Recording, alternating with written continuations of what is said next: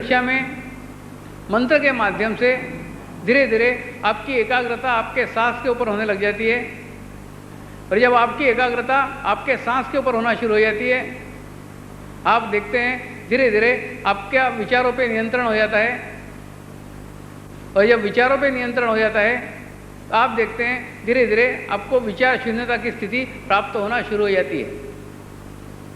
यानी इसकी शुरुआत बाहर से होती है। बाहर से धीरे धीरे आपका चित्त मध्य नाड़ी में स्थिर होना शुरू हो जाता है। लेकिन इस मंत्र दीक्षा के जगह हमें ब्रह्म दीक्षा इसलिए नाम दिया क्योंकि इसमें वास्तव में ब्रह्म की अनुभूति कराई गई है, ब्रह्म का अनुभव किया गया है। और ब्रह्म का अनुभव जिसने किया वो ब्राह्मण होता है। मैंने आपको बताया ब्राह्मण जाति से ब्राह्मण नहीं होता। जिसने ब्रह्म का ज्ञान प्राप्त किया है, जिसने ब्रह्म की अनुभूति प्राप्त की है, वो ब्राह्मण होता है। इसीलिए उसको ब्राह्मण कहते हैं क्योंकि उसने ब्रह्म की अनुभूति प्राप्त की है। आज आप सारे विधिवत ब्राह्मण हो गए हैं और एक ब्रह्म के स्थान को आप प्राप्त कर गए हैं, इसीलिए इसका नाम दिया है ब्रह्म दीक्षा। इस प्रक्रिया में आपके अंदर के ब्रह्म को जागरूक किया जाता है, आपके अंदर के परमात्मा के उस अंश को जागरूक किया जाता है, आपके अंदर के उस आत्म तत्व को जागरूक किया जाता है। और वो आत्म तत्व जागरूक होने के बाद बाहरी जितने भी नकली आवरण हैं, बाहरी जितने भी विरोधाभास हैं, बाहरी जितने भी व्यसन हैं, बाहरी जितने भी निगेटिव विचार हैं, ये सब कुछ बदल जाता है। इस बदल जाने के बाद आपकी बाहरी दुनिया वैसे ही चेंज हो जाती है, वैसे ही बदल जाती है। इसलिए इस प्रक्रिया के तहत सबसे पहले आपकी आत्मा की अनुभूति कराई जाती है। और आत्मा की अनुभूति होने के बाद बाहरी सारे आवरण छूट जाते हैं। मैं कौन हूँ भूल जाते हैं, आप सब कुछ भूल जाते हैं, सारे रिश्ते भूल जाते हैं, सारे नाते भूल जाते हैं, सारी पोस्ट भूल जाते हैं, सारी स्थिति भूल जाते हैं। जब आप आत्मस्वरूप हो जाते हैं तो जैसे आज आप खुशी के मारे नाचने लग गए थे, ऐसे परम चैतन्य की अवस्था आपको प्राप्त हो जाती है। ये उस अवस्था की चरम सीमा है। उस चरम सीमा में शरीर का भी भान नहीं रहता कि हम नाचने के योग्य हैं या नहीं हैं, नाचना चाहिए या नहीं चाहिए। क्योंकि वो जो नाचते रहते हैं वो शरीर से नहीं नाचते रहते, आत्मा से स्पंदन होते रहता है, परम चैतन्य से कनेक्शन हो जाता है, परमात्मा की अनुभूति हो जाती है। और जब आत्मा की अनुभूति परमात्मा के साथ हो जाए तो उसका जो वर्णन है वो कर ही नहीं सकते, उसको शब्दों में वर्णन नहीं किया जा सकता। इसको अनुभव करने की बात है, अनुभूति की बात है। अनुभव करने के बाद में आपको इसी प्रकार के अनेकों अनुभव आना शुरू हो जाएंगे। इस चरम सीमा को पाने के लिए हम अनेकों जगह जाते हैं। इस शांति की खोज में हम अनेकों जगह जाते हैं। इस शांति को ढूंढने के लिए कई लोग अलग अलग पिकनिक स्पॉट पे जाते हैं, अलग अलग हिल स्टेशनों में जाते हैं, उस शांति को खोजने की कोशिश करते रहते हैं। थोड़ी देर के लिए क्यों न हो ये सारे झंझटों से हम मुक्त हो जाएं, थोड़ी देर के लिए क्यों न हो हमको वो शांति मिल जाए। कोई लोग उस शांति की गलत दिशा में खोज करते हैं। कोई शराब पीने लग जाते हैं, कोई अफीम खाने लग जाते हैं, कोई चरस पीने लग जाते हैं। ये वहाँ शांति ही खोजते रहते हैं। थोड़ी देर के लिए क्यों न हो, क्षणिक क्यों न हो, उनको वहाँ पे शांति मिलती है। थोड़ी देर के लिए क्यों न हो, जब वो नशा करते हैं थोड़ी देर के लिए अपना आप सब कुछ भूल जाना चाहते हैं। लेकिन ये सब नशे शाश्वत नहीं है, ये सब नशे सत्य नहीं है, ये सब नशे परमानेंट नहीं है। और इससे आपकी शरीर की हानि होती है। लेकिन अगर आपका कनेक्शन परमात्मा के साथ हो जाए और परमात्मा के अनुभूति का एक प्याला आप पी लें तो प्याला पीने के बाद में आपको ये सारे नशे फीके नजर आएंगे। ये नशा चढ़ने के बाद में कोई नशा ऊपर चढ़ ही नहीं सकता। ऐसे परमात्मा के अनुभूति का प्याला है, जिसने पिया है वही इस अनुभव को जानता है। तो यह अनुभव करने के बाद में आपको उस परमात्मा के साथ कनेक्शन हो जाता है। और कनेक्शन होने के बाद में आप अपना सब कुछ भूल जाते हैं। कोई लोग जब उसको पिकनिक के अंदर नहीं ढूंढ पाते, जब कोई लोग उसको अलग अलग जगह नहीं ढूंढ पाते, उसको हिल स्टेशन पे नहीं ढूंढ पाते, तो जाके मंदिरों की चौखट घिसते रहते हैं। इस मंदिर में जाते हैं, उस मंदिर में जाते हैं, उस स्थान पे जाते हैं, उस वैष्णो देवी जाते हैं, अलग अलग जगह जाते हैं। लेकिन जब आपके भीतर ही अशांति हो, जब आपकी आत्मा के विरोध में आप ही कार्य कर रहे हो, जब आत्मा आपके ही विरोध में हो, आप आपकी नज़र में गिरे हुए हो, तो आप दुनिया के किसी भी कोने में जाके सुख से नहीं रह सकते, शांति से नहीं रह सकते। जो शांति की खोज करने के लिए आप अलग अलग जगह भटकते हैं, अलग अलग माध्यमों का सहारा लेते हैं, लेकिन ये सब माध्यमों से आवश्यक है आपकी आत्मिक शांति। आपको वो तब प्राप्त हो सकती है जब आपका कनेक्शन परमात्मा के साथ हो जाए। इस मार्ग के अंदर, ध्यान मार्ग में, यह अनुभूति आपको प्राप्त होती है, आपका कनेक्शन उस परमात्मा के साथ हो जाता है। और जब आपका कनेक्शन उस परमात्मा के साथ हो जाता है, उसके बाद में आपको वो सारे आनंद, सारी अनुभूतियाँ आपको अंदर से ही प्राप्त होना शुरू हो जाती है। कई लोग ज्ञान की शुद्ध इच्छा लेके अनेकों किताबों को छानते रहते हैं, अनेकों किताबों को पढ़ते रहते हैं, अनेकों ग्रंथों को झांकते रहते हैं, लेकिन इन सब ग्रंथों में जो अनुभव लिखे हुए हैं वो अनुभव आपके कोई काम नहीं आएंगे।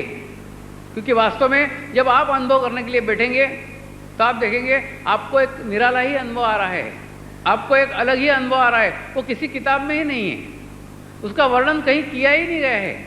इसलिए ये जो कुछ बात है, जैसे एक व्यक्ति को आप शक्कर के बारे में कितने भी बड़े बड़े ग्रंथ लिख के दे दो, जब तक आप शक्कर का स्वाद उसको नहीं कराएंगे उसको पता नहीं चलेगा कि शक्कर कितनी मीठी होती है। उसको किताबें खरीदने से अच्छा, उसको ग्रंथ पढ़ाने से अच्छा एक चम्मच उसको शक्कर खिला दो। जब आप एक चम्मच शक्कर खिला देंगे, आप देखेंगे उसको सारी अनुभूति हो गई। शक्कर क्या है पूरा समझ में आ गया, ग्रंथ पढ़ने की आवश्यकता ही नहीं है, किताबें पढ़ने की आवश्यकता ही नहीं है, उसको सब अनुभव हो गया। जो आपके बड़े बड़े ग्रंथ नहीं कर सके, जो आपकी बड़ी बड़ी किताबें नहीं कर सकी, वो एक चम्मच शक्कर ने काम करके दिखाया। तो अनुभूति एक महत्वपूर्ण है। वो अनुभूति के आने के बाद में आप उस अनुभव को प्राप्त कर सकते हैं, समझ सकते हैं। किताबों से ये सब कुछ चीज़ें समझ में नहीं आ सकती। किताबों से आपको ज्ञान प्राप्त हो सकता है, आपको मार्ग दिखाया जा सकता है, उल्टा किताबें आपको भ्रमित करती है। देखिए, एक कोरी स्लेट है, जिस स्लेट के ऊपर कुछ भी लिखा हुआ नहीं है, उसके ऊपर अगर श्री राम लिखना है तो बड़े आसानी से श्री राम लिखा जा सकता है। लेकिन एक स्लेट के ऊपर बहुत सारा घचपच लिखा हुआ है, और उसके ऊपर अगर श्री राम लिखने का है, सबसे पहले आपको साफ करने का पड़ेगा, स्वच्छ करना पड़ेगा। जब तक स्लेट स्वच्छ नहीं होगी तब तक श्री राम लिखा नहीं जाएगा। ठीक उसी प्रकार से जब आप ज़्यादा ज्ञानी हो गए हैं, आपको ज़्यादा ज्ञान प्राप्त हो गया है, तो आपको अनुभव लेने के लिए आपके सारे ज्ञान को छोड़ना पड़ेगा। जब तक ज्ञान छोड़ोगे नहीं, आपको अनुभव कभी प्राप्त हो ही नहीं सकता। अनुभूति प्राप्त करने के लिए, अनुभव प्राप्त करने के लिए आपको समर्पित होना पड़ेगा। जब तक आप परमेश्वर के प्रति समर्पित नहीं होते, तब तक आपको कोई अनुभव नहीं आ सकता, कोई अनुभूति नहीं आ सकती। दुनिया में ऐसी कोई किताब नहीं है जो किसी को अनुभूति करा सके। दुनिया में ऐसा कोई ग्रंथ नहीं है जो किसी को अनुभूति करा सके। अनुभूति कराने के लिए आपको एक जीवंत गुरु की आवश्यकता होती है। बिना जीवंत गुरु के ये प्राप्त ही हो नहीं सकता, और जीवंत गुरु के सानिध्य में ही ये सब कुछ प्राप्त हो जाता है। इसके लिए कोई बुक्स की आवश्यकता नहीं है, कोई किताबों की आवश्यकता नहीं है, कोई पेपर पढ़ने की आवश्यकता नहीं है, कुछ ग्रंथ लिखने की आवश्यकता नहीं है, कुछ ग्रंथ पढ़ने की आवश्यकता नहीं है। ऐसे ही महान गुरुओं का संग मुझे भी मेरे भाग्य के कारण प्राप्त हुआ, और उन्हीं के अनुकंपा के कारण आज मैं आप तक वो पहुंचा पा रहा हूं। आज उनसे इच्छा करने बाद जैसे ही आज उनसे कनेक्शन हो गया, उनके आनंद की क्षणिक झलक क्यों न हो, आपने भी प्राप्त कर ली। इसके लिए हम सब लोग राम भाई को धन्यवाद देते हैं।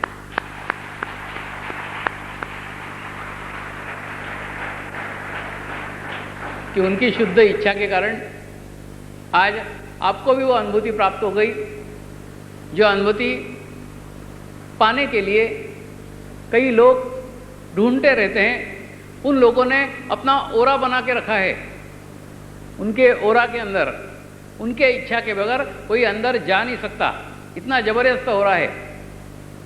ऐसे ओरा के अंदर जब मेरे को जाने का सौभाग्य प्राप्त हुआ तो मैंने उनको पूछा था, मेरे को माध्यम बनाने के लिए आपका क्या उद्देश्य है, मैं आपकी क्या सेवा करूं? तब उन्होंने कहा था, हमारे गुरु इस धरती पे आना चाहते हैं, हमारे गुरुओं को आने के लिए अच्छे माँ बाप नहीं मिल रहे हैं, जब तक अच्छे माँ बाप नहीं मिलेंगे वो पुण्य आत्मा है, वो धरती पे नहीं आएंगे। उनके लिए उपयुक्त माँ और उपयुक्त बाप बनाने का कार्य हम आपको सौंपते हैं। एक गृहस्थ व्यक्ति को अगर हम सौंपते हैं तो वो गृहस्थ व्यक्तियों में जाके बता सकता है, हम साधु लोग उसमें नहीं जा सकते, उस मार्ग पे नहीं बता सकते हैं। जैसे आपको किसी कार्य को किसी विशेष स्थान पे फैलाने का है, आप किसी स्थानीय व्यक्ति की मदद लेंगे, वो अच्छे से फैला सकता है। ठीक उसी प्रकार से ये कार्य हमको फैलाने का है, उसके लिए ये सारे सन्यासी कोई काम के नहीं है जो यहाँ पे बैठे हुए हैं, उसके लिए हमको एक गृहस्थ की आवश्यकता है। इसलिए हमने आपको चुनाव किया है और हम चाहते हैं आपके माध्यम से आप समाज में उस स्तर तक जाओ, उस लेवल तक जाओ जहाँ आप एक अच्छे माँ और अच्छे बाप का निर्माण कर सको। जब अच्छे माँ और अच्छे बाप का निर्माण होता है, निर्माण होने के बाद में उनकी जब शादी होती है, शादी होने के बाद में जो बच्चे होते हैं वो बच्चे रियलाइज सोल कहलाते हैं, आत्म साक्षात्कारी कहलाते हैं। उनकी कुंडलिनी जागृत करने की आवश्यकता नहीं रहती, वो जन्मजात जागृत रहते हैं। और जागृति होने के बाद वो जो एक अलग अनुभव है, अलग अनुभूति है, वो अनुभूति माँ बाप को भी प्राप्त होती है, पूरे घर को ही प्राप्त होती है। तो वो जो गुरु हैं, उन गुरुओं के जो गुरु हैं वो इस धरती पे आने के लिए लालायित है, राह देख रहे हैं, सालों से इंतजार कर रहे हैं, और उनको धरती पे आने के लिए अच्छे माँ बाप नहीं मिल रहे हैं, तो अच्छे माँ बाप बनाने का कार्य मुझे सौंपा हुआ है। अभी हाल ही में जब मैं लंदन गया था, मेरे को लंदन में एक पत्रकार ने पूछा, आपका ये कार्य के पीछे का उद्देश्य क्या है? मैंने उनको कहा, अच्छे माँ बाप तैयार करने का उद्देश्य है, ये मेरा मिशन है, मैं चाहता हूँ। लेकिन आप सोचिए कितना समुद्र मंथन है, इस समुद्र मंथन में से कितना अमृत निकलेगा। देखिए कितने ऐसे लोग हैं और कितने ऐसे युवक हैं या कितने ऐसी युवतियाँ हैं जो इस मार्ग में तैयार होंगी, और तैयार होने के बाद में जब उनकी शादी होगी, उस शादी के बाद में जो जन्म लेंगे वो आत्म साक्षात्कारी लोग जन्म लेंगे, उन्हीं के हाथों में आगे का भारत का भविष्य है। भारत का भविष्य बहुत अच्छा है। भारत सारे दुनिया के ऊपर, सारे विश्व के ऊपर गुरु का नेतृत्व करेगा, और आने वाला समय भारत के लिए बड़ा उज्जवल है।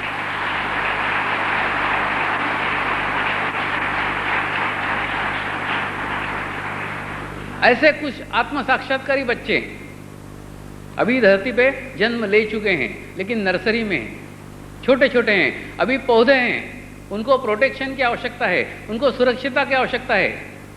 लेकिन जब वो वृक्ष हो जाएंगे, उनके ही छाया में सारी दुनिया आराम करेगी, उनके ही छाया में सारी दुनिया विश्रांति को प्राप्त करेगी।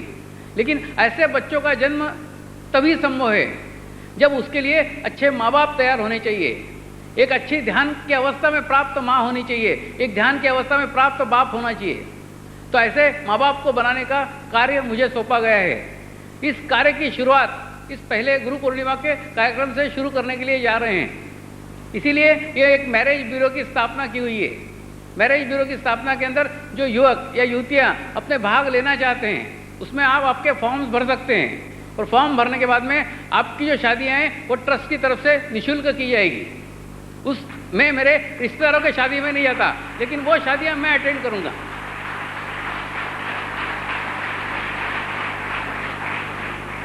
दूसरा, उस शादी के अंदर कोई भी दहेज का संबंध नहीं रहेगा। उस शादी के अंदर मैं खुद उपस्थित रहूंगा, खुद उस शादी के अंदर आने वाला हूं। लेकिन उसके लिए आपको आपके फॉर्म भर के देना पड़ेंगे। अगर आप फॉर्म भर के देते हैं और उसका उपयुक्त समझते हैं, तो उपयुक्त समझने के बाद में आपको जो भी होगा हम आपको सजेशन देंगे। मानना न मानना आपके ऊपर निर्भर करता है, लेकिन हम दोनों की स्थिति देखेंगे। सबसे बड़ा प्राध्यान उसके अंदर एक ही रहेगा, दोनों की आध्यात्मिक स्थिति क्या है। क्योंकि मैंने आपको बताया मेरा मिशन क्या है, अच्छे माँ बाप को तैयार करने का मिशन है। उसके अंदर भाषा का विवाद नहीं है, उसके अंदर जाति का विवाद नहीं है, उसके अंदर एक ही बात देखी जाएगी, लड़के की ध्यान की स्थिति क्या है। उस लड़की की ध्यान की स्थिति क्या है, क्योंकि दोनों की ध्यान की स्थिति अच्छी है तो बाकी ये जो भौतिक चीजें हैं ये सब कुछ प्राप्त करने की क्षमता उनके अंदर विद्यमान है। सिर्फ इसको जोड़ने की आवश्यकता है। इसको जोड़ने का ही कार्यक्रम करने के उद्देश्य से ये मैरिज ब्यूरो का कार्यक्रम रखा गया है। एक बार एक स्कूल का टीचर मेरे पास एक लड़की का फोटो लेके आया और बोला, स्वामी जी ये लड़की से मैं शादी करना चाहता हूँ। मैंने बहुत सारी लड़कियां देखी है, उसमें से एक ये भी देखता हूँ, इस लड़की से शादी करूं क्या? मैंने उनको बोला, अगर इस लड़की से शादी की तो एक एक दिन काटना मुश्किल हो जाएगा, एक एक दिन दूभर हो जाएगा। मेरे को मालूम नहीं था कि वो उनका प्रेम प्रकरण था। बाद में मालूम पड़ा उसने उसी लड़की के साथ शादी की।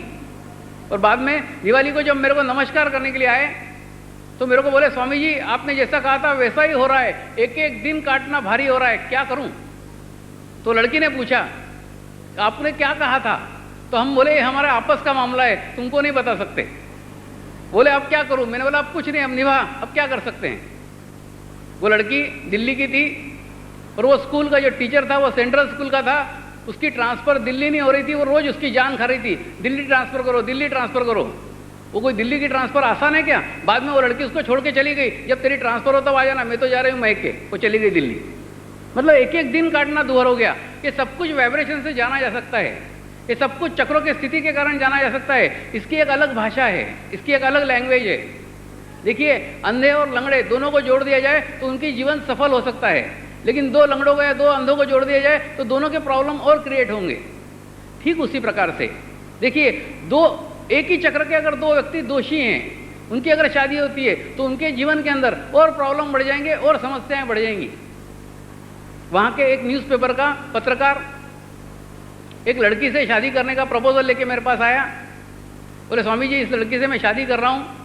उस पत्रकार का खुद का हृदय चक्र पकड़ा हुआ था। मैंने उसको कहा, इस लड़की से अगर शादी करेगा तो तेरा टेंशन और बढ़ जाएगा, लेकिन उसने बात नहीं मानी और बाद में उसी लड़की के साथ शादी की। शादी करने के बाद में उसके वो प्रॉब्लम और बढ़ गए, 1 और 1 11 हो गए। देखिए, जो समस्या आपके अंदर है वही समस्या अगर आपके पार्टनर के अंदर है, समझ लीजिए फिर मुश्किल ही मुश्किल है। दोनों को बैलेंस होना चाहिए, दोनों का संतुलन होना चाहिए। और अगर दोनों का संतुलन है और दोनों अगर ध्यान करते हैं, ध्यान की अच्छी अवस्था में है, तो दोनों उनका ही नहीं सारे जग का उद्धार करने की स्थिति के अंदर है। क्यों? क्योंकि उन गुरुओं के जो गुरु हैं वो इस धरती पे आने के लिए लालायित थे, आना चाहते हैं, लेकिन आने के लिए उनको अच्छे माँ बाप नहीं मिल रहे। इसलिए ऐसे माँ बाप बनाने के उद्देश्य से इस मैरिज ब्यूरो की आज स्थापना कर रहे हैं। इसमें जो लोग इच्छुक हैं वो अपना भाग ले सकते हैं। दूसरा, आज एक और ब्यूरो स्थापन कर रहे हैं, वो ये है कि कुछ लोगों को सर्विस की प्रॉब्लम है, कुछ लोगों को जॉब की प्रॉब्लम है, उनके पास सर्विस नहीं है, उनके पास जॉब नहीं है। और कई उद्योगपति ऐसे हैं जिनको अच्छे लोग चाहिए, उनको विश्वास पात्र लोग चाहिए, ईमानदार लोग चाहिए। तो इन दोनों के बीच में मीडिया बनने का काम ट्रस्ट कर रहा है। ट्रस्ट उन दोनों को मिलाने की कोशिश करेगा। जिसको नौकरी चाहिए उसको और जिसको एम्प्लॉइज चाहिए उसको, दोनों को मिला करके आपस में संबंध स्थापित करके वो नौकरी दिलाने की कोशिश करेंगे। लेकिन नौकरी दिलाना ही काफ़ी नहीं होता है। नौकरी दिलाना सिर्फ ट्रस्ट का काम है, लेकिन उसके बाद में नौकरी टिकाना और आपको आपकी प्रगति करना, अब आपका प्रमोशन लेना, ये आपको निर्भर है। इसलिए आज एक दूसरे भी इसके व्यवस्था की जा रही है, वो है एम्प्लॉयमेंट की। ये एम्प्लॉयमेंट ब्यूरो स्थापन किया जा रहा है, इसके लिए फॉर्म रखे गए हैं। इसमें कोई भी इच्छुक हैं, अगर उद्योगपति इच्छुक हैं कि उनको वर्कर्स चाहिए तो उसके लिए वो लिख सकते हैं।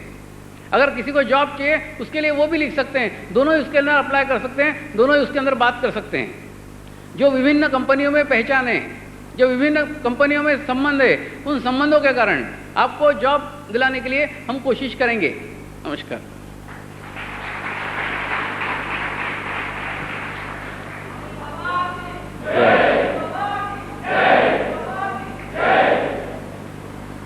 नमस्कार।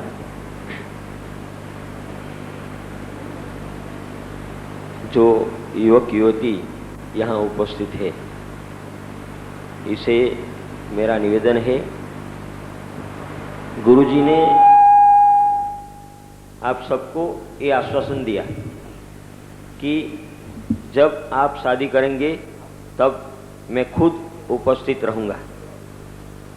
मैं समझता हूं कि अगर आपकी शादी में अपने गुरुजी आते हैं तो इससे बड़ा सौभाग्य क्या हो सकता है।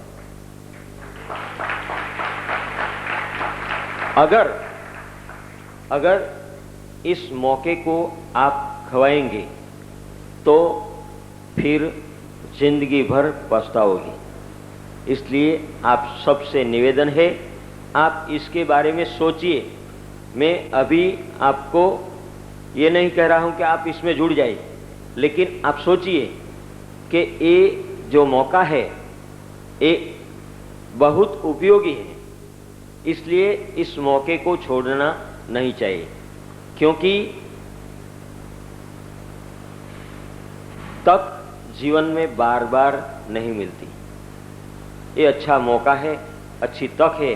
अगर आपके सामने ऐसी तक आई है तो कृपया इसे मत गवाइए। अभी हम कार्यक्रम के समापन की ओर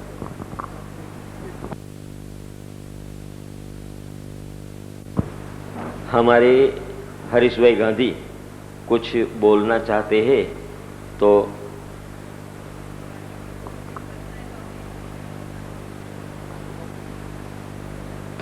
मैं निवेदन करता हूं कि हरीश भाई को बोलने की तक देते हैं।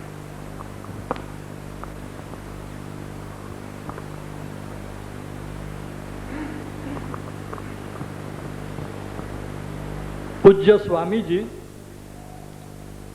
योग प्रभा भारती के ट्रस्टी महाशयों, विविध केंद्र के आचार्यगण,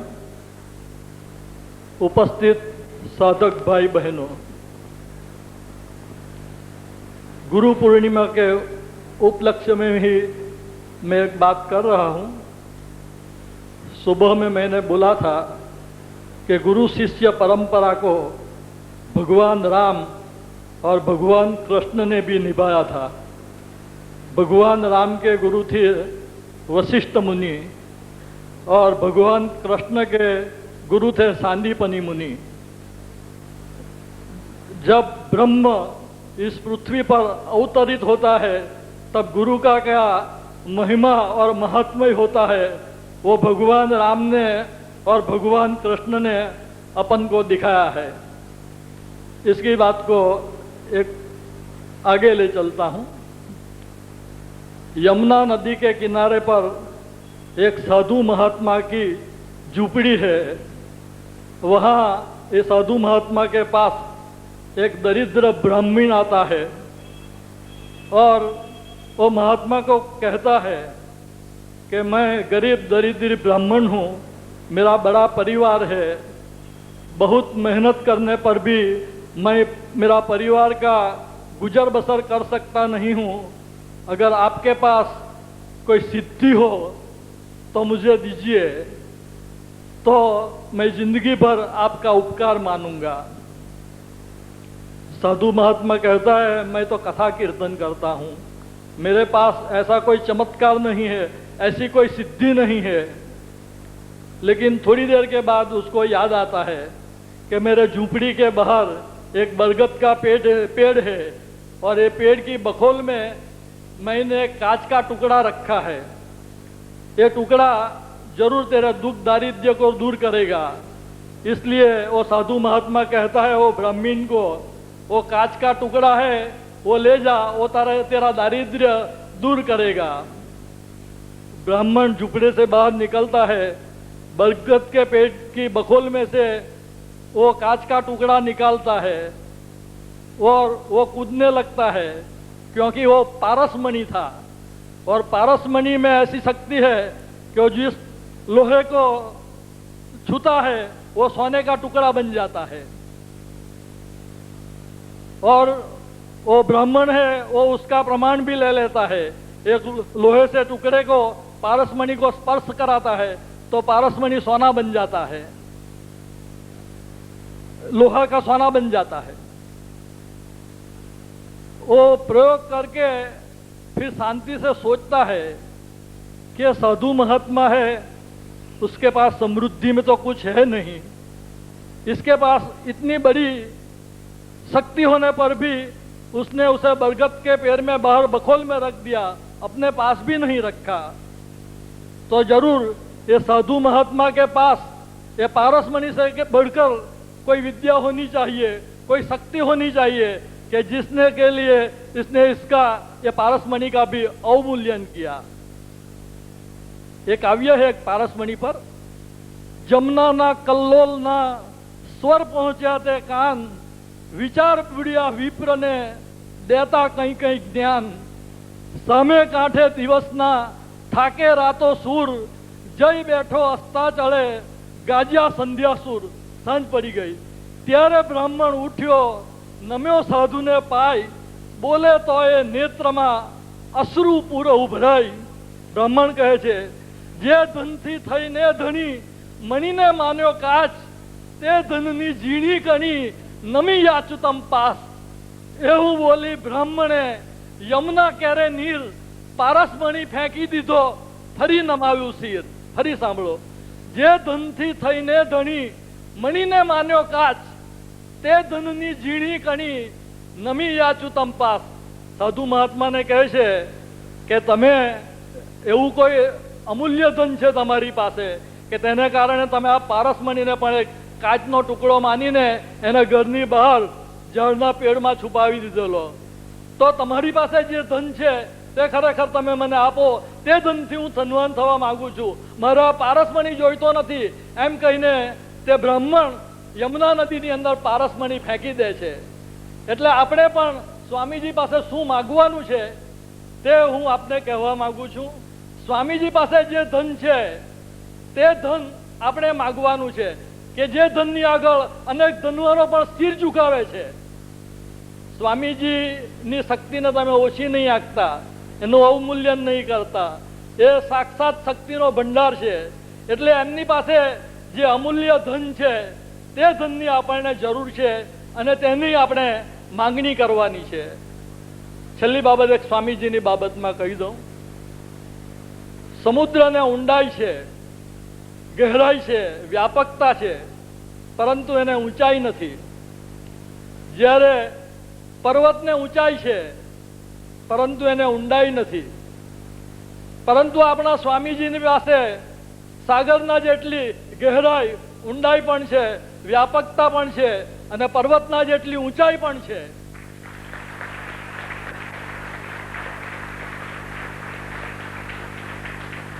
મારી વાતનું સમર્થન કરું।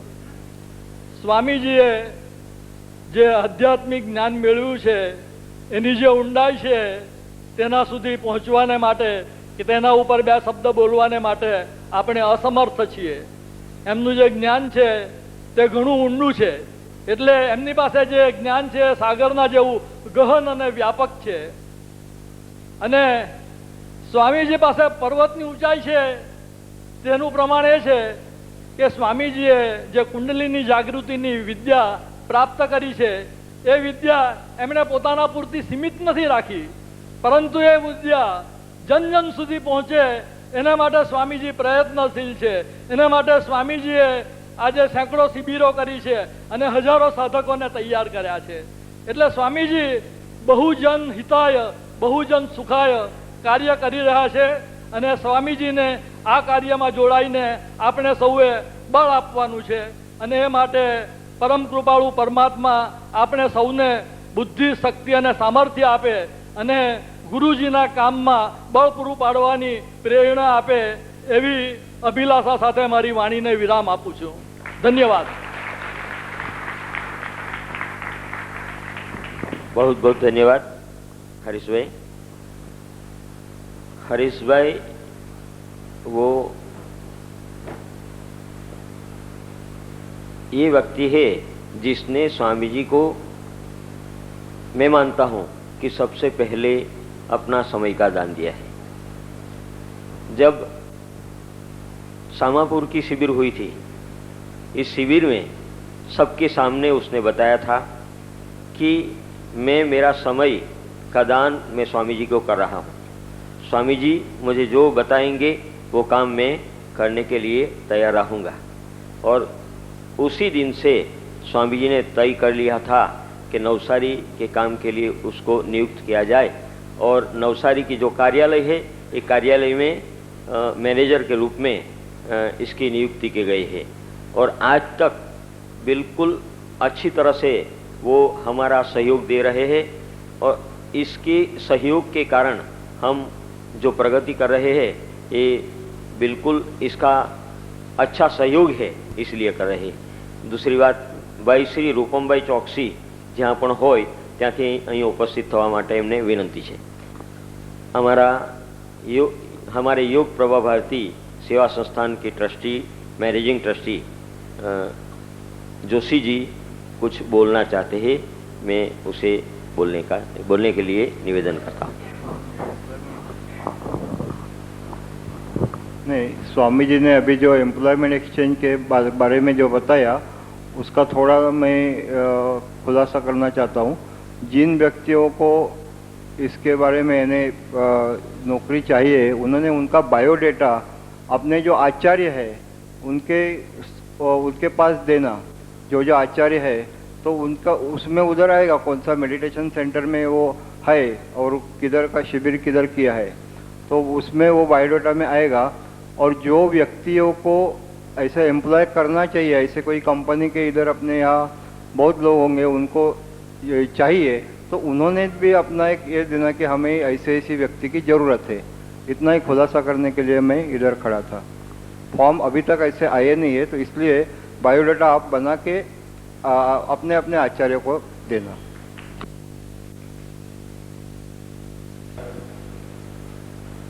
हमारे जोशी जी ने हमें निवेदन किया था कि हम कुछ आभार दर्शन करना चाहते हैं, तो सावंत जी को मैं निवेदन करता हूं कि आप ये आभार दर्शन करें।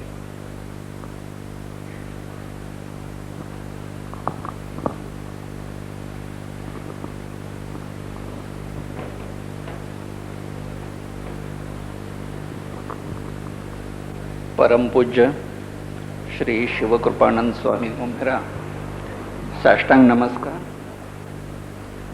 स्वामी जी के गुरु दादा गुरुदेव श्री शिव बाबा जी को नमस्कार। आज यहाँ गुरु माता जी हैं, उनको भी मेरा नमस्कार। सब विविध केंद्र के आचार्य,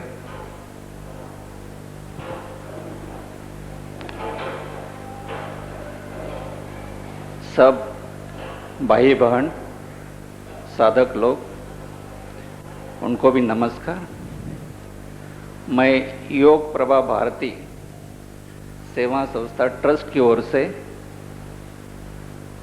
आभार प्रदर्शन करने के लिए खड़ा रहा हूं। सबसे पहला आभार तो अपने स्वामी जी का ही मानूंगा, आपके ओर से भी मानूंगा, क्योंकि उन्होंने जो आज हमें दीक्षा दी है, अनुभव दिया है, अनुभूति दी है, ये तो हमारी ज़िंदगी में आज तक किसी ने नहीं दी थी और हमें सही रास्ते पे आज जोड़ दिया है। तो उनके हम कोटि कोटि आभारी है, प्रणाम करते हैं।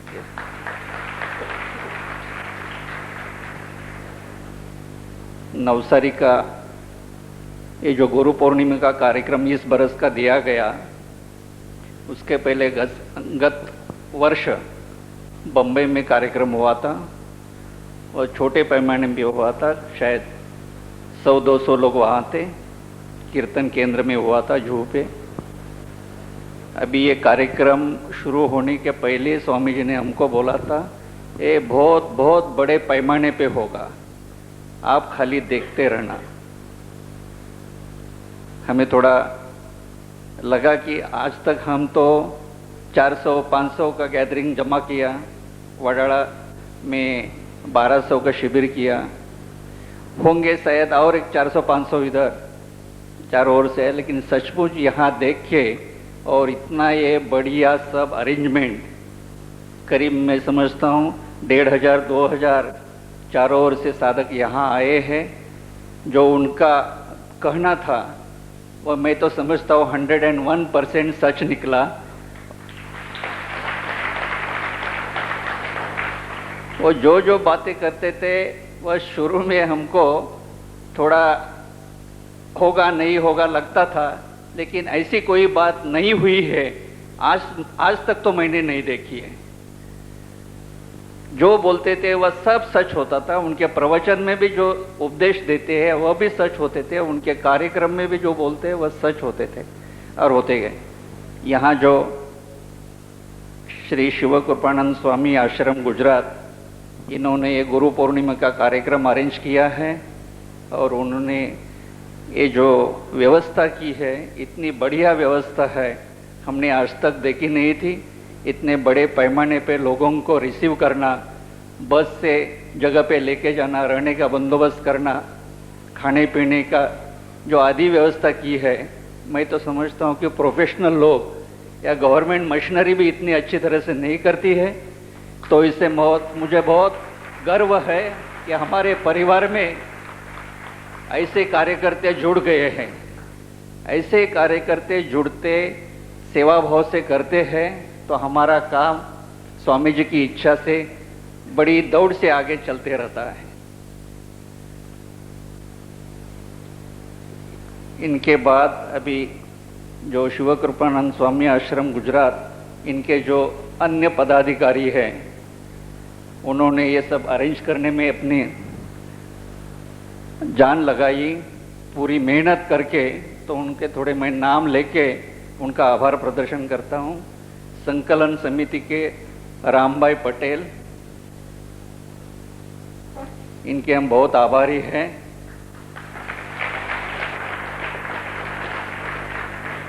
वह प्रमुख आचार्य भी हैं गुजरात के।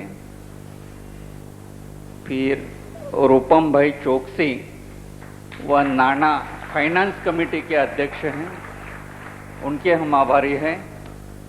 अकाउंट्स कमेटी हिसाब समिति के अध्यक्ष रमेश भाई कंसारा,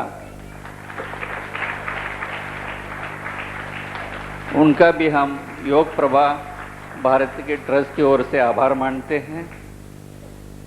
स्वागत समिति के संजय भाई चौकसी, उनका भी आभार मानते हैं। स्टेज कमेटी के प्रभाकर शर्मा, ये आर्टिस्ट भी है जिन्होंने ये फोटो की प्रतिमा की है।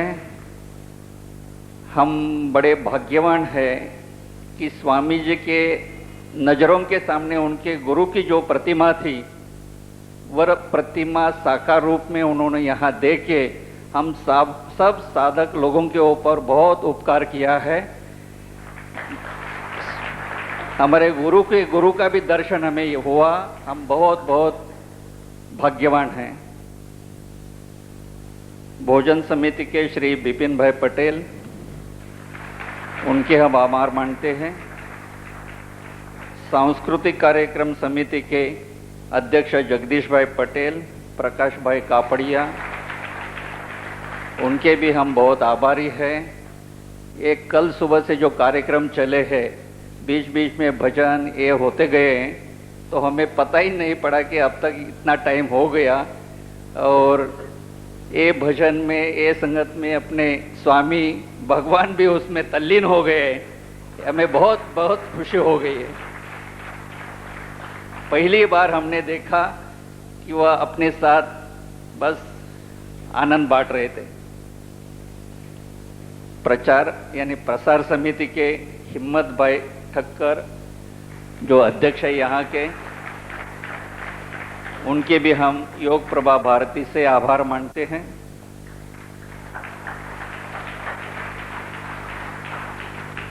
स्वयं सेवक समिति के अध्यक्ष दलपत भाई पटेल, इनके भी हम योग प्रभा भारती से बहुत आभारी हैं। प्रेस यानी पत्रकार समिति के निरंजना बेन और हरीश भाई गांधी, इनके भी हम बहुत बहुत आभारी हैं।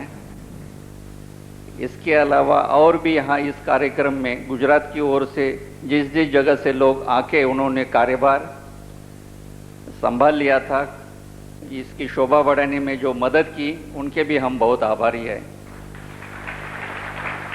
अभी महाराष्ट्र में से जो आए हुए हैं, वह है हमारे नागपुर के एक लीलाधर ढमके जी। उनके हम बहुत आभारी हैं, इतने दूर से वह यहाँ आए हैं, वहाँ के आचार्य हैं। फिर हमारे जुहू केंद्र के तन्वी शाह, शालिनी गिल, इनके हम आभारी हैं। मैं जिनके नाम लेता हूँ थोड़े एक सेकंड के लिए खड़ा रह के थोड़ी पहचान भी हो जाती है। तन्वी और शालिनी गिल बहुत आभारी हैं। दिवाकर सांबारे, ये भी जुहू केंद्र के हैं। मीना कामत, अशोक जुकर, जुहू केंद्र के।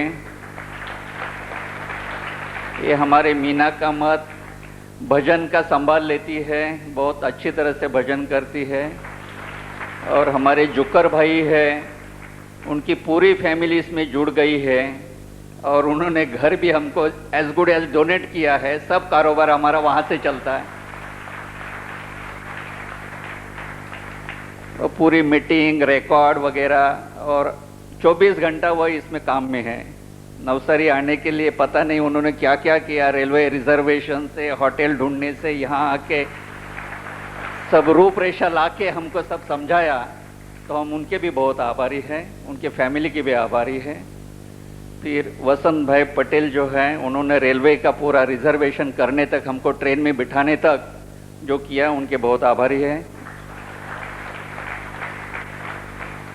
और सबसे जो योगदान किया हमारी नैमिषा बहन, लालाजी भाई और उनकी फैमिली, उनका तो और परिचय देने की मुझे ज़रूरत नहीं है, लेकिन उन्होंने जितना किया, थोड़े खड़े रहेंगे, हमको दर्शन देंगे।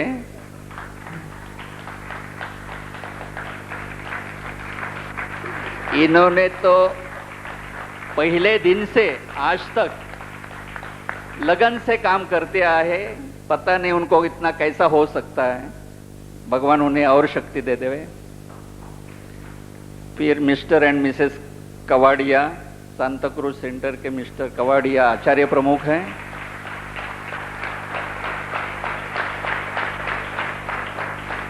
मिसेस कवाड़िया प्रोफेसर है कॉलेज में। वो होके भी पूरा टाइम इसमें लगाते रहते, सेंटर चलाते और हर एक कार्यक्रम में एक्टिव वर्कर हैं। फिर हमारे विक्रम अंगने, उनके हम आभारी हैं। संतोष और मंदा रेमजे, ये भी ऐसे दोनों भाई हैं, खड़े होते हैं। तो उन्होंने इतना हमको मदद किया, योग प्रभा भारती को, कंप्यूटर पे इलेक्ट्रॉनिक जो मीडिया है उसका वीडियो कैसेट निकालने का, उसका रिकॉर्डिंग, प्रोजेक्शन, जो कुछ बाकी टेक्निकल है वो इतना पूरा संभाल के, हमारा बम्बई का फ्रंट वह संभाल लेते हैं। आप यहाँ का फ्रंट संभालते, वह हमारा बम्बई का फ्रंट संभालते, उनके हम बहुत आभारी हैं। रविंद्र पाटिल फिशरीज में है, सात बंगला पे, उन्होंने अभी एक शिविर किया, उनके हम आभारी हैं। चित्रा जोशी जी है, वो भी आचार्य है जुहू केंद्र के।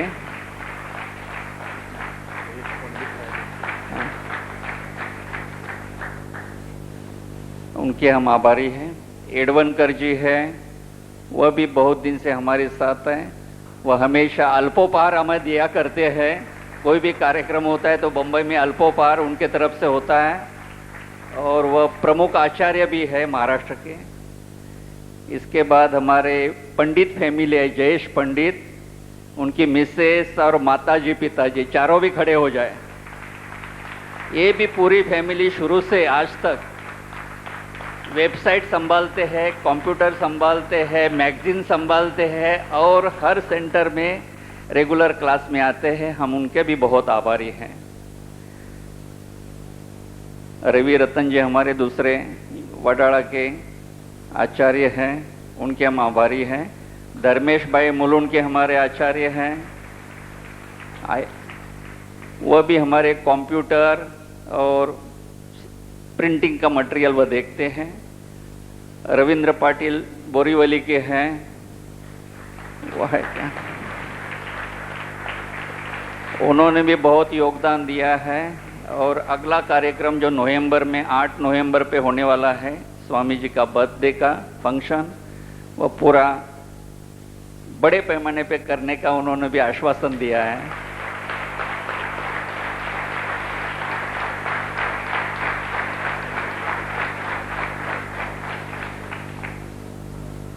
और जो कोई जिनके नाम रह गए हुए मेरे ध्यान में नहीं, तो उनका भी मैं आभार मानता हूँ, जिन्होंने यहाँ आके हमारे कार्यक्रम को उत्साह दिया, प्रोत्साहन दिया, शोभा लाई। और आखिर में फिर मैं गुरु माता जी का भी आभारी हूँ, उन्होंने भी यहाँ आके हमको आशीर्वाद दिए, हम बहुत आभारी हैं। आज का गुरु पूर्णिमा का दिन है, आज चंद्र ग्रहण भी है। कहा जाता है कि गुरु पूर्णिमा के दिन गुरु की सेवा करें, गुरु की दीक्षा लेवे या गुरु के लिए मन जोड़े, उसका जो पुण्य मिलता है वो बहुत पुण्य होता है। मुझे बताया गया है कि 1000% उसका पुण्य मिलता है। तो आज हम इतने भाग्यवान हैं कि एक दिन में 1000% पुण्य अपने खाते में भगवान के पास जमा हो गया है। ये सब हमारे स्वामी जी की कृपा से है। तो फिर एक बार ये जो महोत्सव अच्छे पैमाने पे ढंग पे करने के लिए, सब सुविधा देने के लिए बहुत बहुत जो मेहनत लगाई है समिति ने, गुजरात के आश्रम के समिति ने, उनके हम बहुत आभारी हैं। और हमें यहाँ 2 शब्द कहने के लिए मौका दिया, इसलिए फिर मैं उनके आभार मानता हूँ। और स्वामी जी ने हमको जो प्रसाद दिया, आज जो दीक्षा दी, उनके भी फिर मैं चरण वंदन करके समाप्त करता हूँ।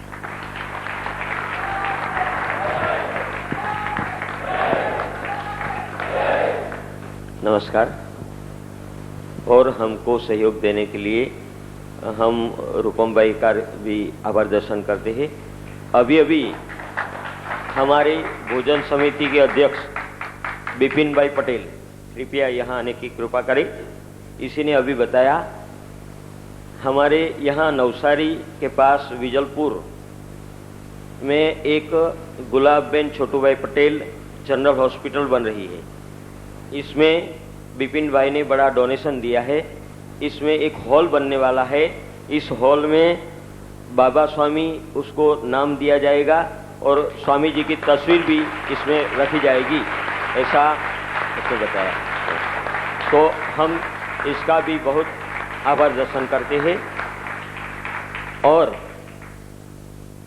गुजरात के आचार्य के स्वरूप में, नवसारी के वरिष्ठ कार्यकर के स्वरूप में हमने ये कार्यक्रम को संपन्न करने की लिए प्रयत्न किया। लेकिन हमारे गुजराती में एक कहावत है, मोर मोरने पीछे रड़ियामा।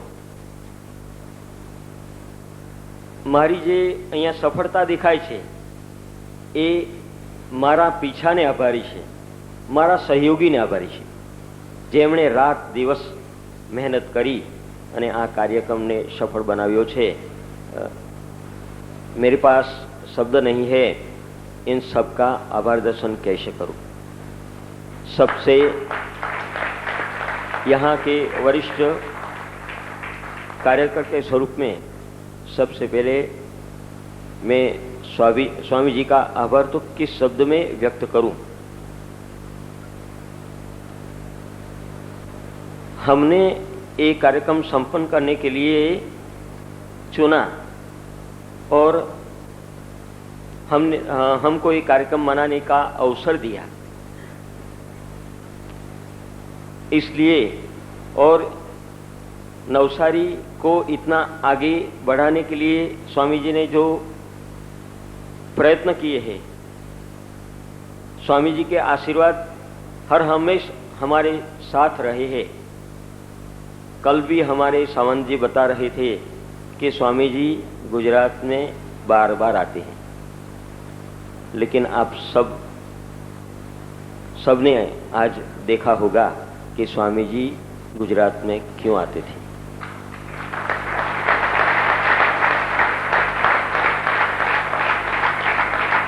हमारी गुरु माता भी यहाँ उपस्थित है। जब बंबई का कार्यक्रम हुआ था उस समय हम मिले थे। मैंने उसको निमंत्रण दिया था माता जी को कि ये गुरु पूर्णिमा उत्सव नवसारी में हम मना रहे हैं, आप जरूर आइए। और 5-6 दिन की छुट्टी लेकर की वो पूरे परिवार के साथ हमारे इस कार्यक्रम में उपस्थित रही, बच्चे के साथ। इसलिए मैं बहुत बहुत इसका आभारी हूँ। जिन लोगों ने हमें इस कार्य को सफल बनाने में सहयोग दिया है, इन सभी का भी मैं आभार दर्शन करता हूँ। नमस्कार। अगर इस कार्य में आपको कोई असुविधा हो, कोई मुश्किल आपके सामने आई हो तो क्षमा कीजिए। इतना बड़ा कार्यक्रम था, इसलिए कुछ कमी रह गई हो तो हमें क्षमा करने की कृपा करें।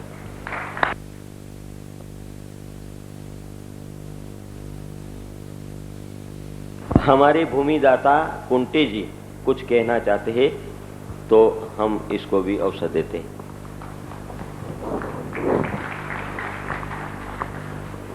सदगुरु स्वामी महाराज और आप उपस्थित सज्जन लोग, अभी आभार प्रदर्शन का जो औपचारिकता भाग था वो अभी खत्म हुआ है।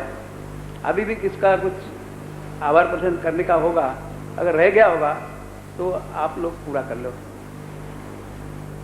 मैं इसलिए अभी खड़ा हुआ हूँ कि माता और पिता, इनके बाद अपने तीसरे गुरु जो है, अभी उपस्थित में सदगुरु स्वामी शिवाकर्मानंद जी है। तो उनके अपने पर इतने ऋण है और अपन क्या उनको अपने सदगुरु के सामने अपन नतमस्तक होते हैं। तो अभी वो अपने पिता के समान है, पिता और माता। घर में अपन जैसा अपन काम करते हैं कि अपन एक सब समस्त परिवार, अपन एक सब परिवार के आदमी है। उसके अंदर किसी ने किसको पानी दिया पीने के लिए तो उसके लिए थैंक्स कहना, किसी ने उसको सामान उठा के दिया उसको थैंक्स कहना, जो अभी ये मॉडर्न संस्कृति में बैठता है। अभी मैं घर को देखता हूँ, मेरी बहू जो है वो लड़के को, बच्चे को सिखाती है, अरे इसने तेरे को अखबार किताब पढ़ने के लिए दिया, उसको थैंक्स कहे। अभी घर में ये होना, ये अभी मॉडर्न संस्कृति में बैठता होगा, लेकिन सबके सामने सबके चीज के लिए, हर एक चीज के लिए आभार मानना, ये जरा अति हो रहा है। आभार औपचारिकता आपने आभार सबके मान लिए, ठीक है। अभी स्वामी जी को मैं यही विनंती कहता हूँ कि आप पिता के समान हैं हमारे सामने। पिता कभी लड़के को बोलता नहीं है कि, या लड़का उसको, पिताजी को कोई आपने आभार माना है कभी? कभी भी नहीं। माता ने आपके लिए कुछ किया तो आप आभार नहीं मानते उसके, लेकिन आप भले ऋणी रहते हो, कृतज्ञ रहते हो उसके लिए। उसी समान पिताजी आपको बोलते अरे ये आपने काम किया नहीं, ये काम कर, वो कभी पीछे हटते नहीं है बोलने के लिए। उसको, लड़के की गलती हुई होगी तो उसको जरूर बोलेंगे और जरूर बोलना चाहिए कि ये तुमने ये काम किया नहीं है। मैं स्वामी जी को यही विनंती करता हूँ कि हम लोगों के हाथ से कुछ कार्य नहीं हुआ होगा तो भी स्वामी जी ने पीछे नहीं रहने का है, हमको बोलने का, उसी टाइम बोलने का है, ये तुम्हारा गलती हो गया, तुमने ये काम किया नहीं है। घर में जो, अभी मैं घर को जब जाता हूँ तब मेरे जो ग्रैंडसन्स है वो जिस दिन वो शांति सब देखते हैं तो तीनों जन चिल्लाते, आज जरा कुछ गड़बड़ मालूम होता है। लेकिन मैं जब घर को रहता हूँ, जरा चिल्लाता हूँ उनके ऊपर, तो जरा उनको लगता है कि अरे हाँ ये कुछ आज मामला ठीक है अभी तक। उसी समान कल जो आज जो स्वामी जी ने बोला आपको कि थोड़े सामाजिक स्वामी जी नाराज हुए थे कि, तो जरा ठीक लगा मेरे को।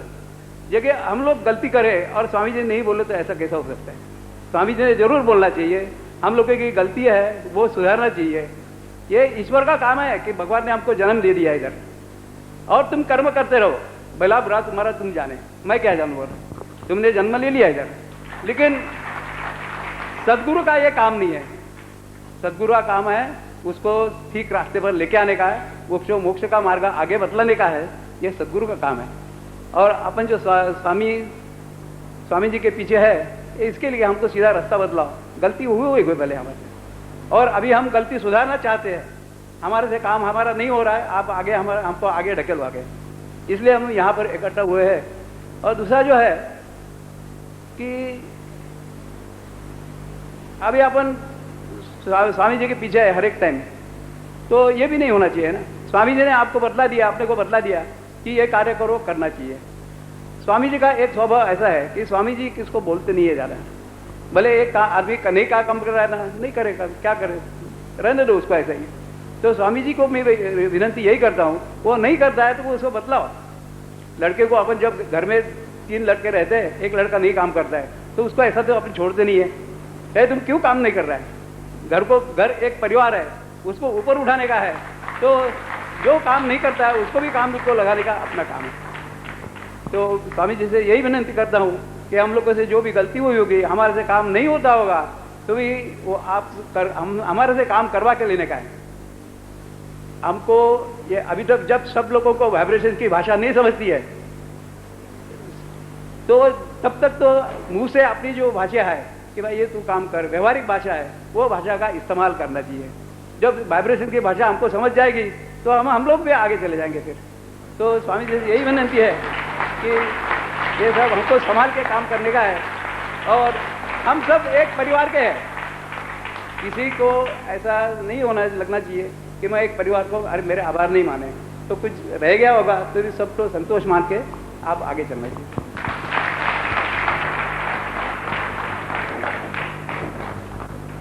कुंटे जी की यह बात सुन के मुझे ऐसा लगा कि आभार विधि का नाम आभार विधि नहीं बल्कि कदर विधि रखना चाहिए।